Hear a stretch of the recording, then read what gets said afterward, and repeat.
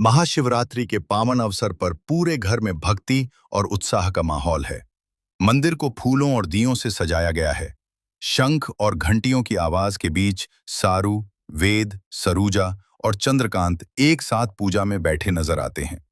ये दृश्य सिर्फ एक धार्मिक आयोजन नहीं, बल्कि परिवार के फिर से एक होने का प्रतीक बनकर सामने आता है। चंद्रकांत और सरूजा को साथ बैठकर पूजा करते देख ऐसा लगता है जैसे बीते सारे मतभेद खत्म हो रहे हों और एक नई शुरुआत हो रही हो। सरू का चेहरा आज अलग ही चमक रहा है। उसके चेहरे पर सुकून है, विश्वास है और वेद के लिए एक अटूट प्यार झलक रहा है।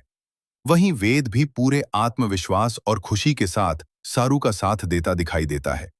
दोनों की केमिस्ट्री इस मौके पर और भी मजबूत नजर आती है। दर्शकों को उनका नया लुक और बदला हुआ अंदाज जरूर पसंद आएगा। लेकिन जहां एक ओर घर में खुशियों की रोशनी है, वहीं दूसरी ओर जलन और साजिशों का अंधेरा भी गहराता जा रहा है।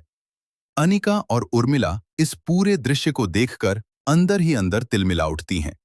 उर्मिला के चेहरे पर साफ दिखाई देता है कि वह इस एकता को सहन नहीं कर पा रही। उसे लगता है कि सरू ने धीरे धीरे सबका दिल जीत लिया है और उसकी अपनी पकड़ कमजोर पड़ती जा रही है। अनिका का गुस्सा तो और भी खतरनाक है। वह सिर्फ नाराज नहीं है, बल्कि ठान चुकी है कि किसी भी हाल में सरू और वेद की शादी नहीं होने देगी। उसके दिमाग में एक के बाद एक नई चालें जन्म ले रही हैं। वह जानती है कि सीधे टकराने से बात नहीं बनेगी, इसलिए वह पीछे से वार करने की तैयारी कर रही है। उसकी निगाहें हर मौके पर हैं। हर कमजोरी को पकड़ने के लिए वह तैयार बैठी है।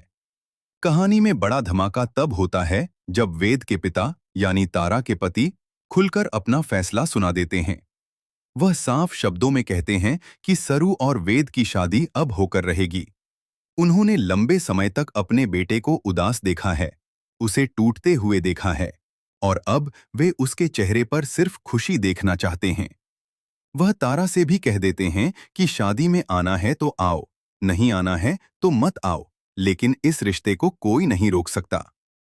यह सुनकर तारा के पैरों तले जमीन खिसक जाती है। उसे एहसास होता है कि घर में उसकी बात की अहमियत कम होती जा रही है।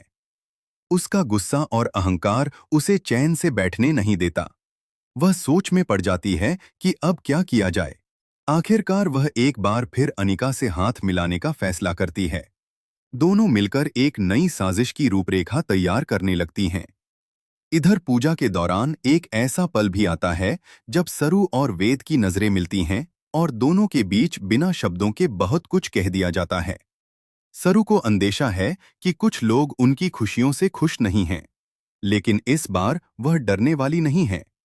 उसने तय कर लिया है कि चाहे कितनी भी मुश्किलें आएं, वह अपने प्यार और अपने रिश्ते के लिए डटकर खड़ी रहेगी।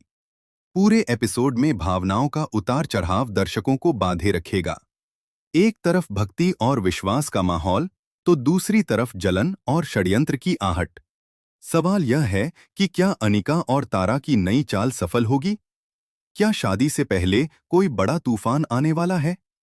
या फिर इस बार सरू और वेद का प्यार हर साजिश पर भारी पड़ेगा? आने वाले एपिसोड्स में रिश्तों की असली परीक्षा होगी। भरोसे और विश्वास की ताकत दिखाई देगी। साथ ही यह भी साफ होगा कि परिवार में एकता कितनी जरूरी होती है। सरू का किरदार अब पहले से ज्यादा मजबूत और आत्मविश्वासी नजर आएगा।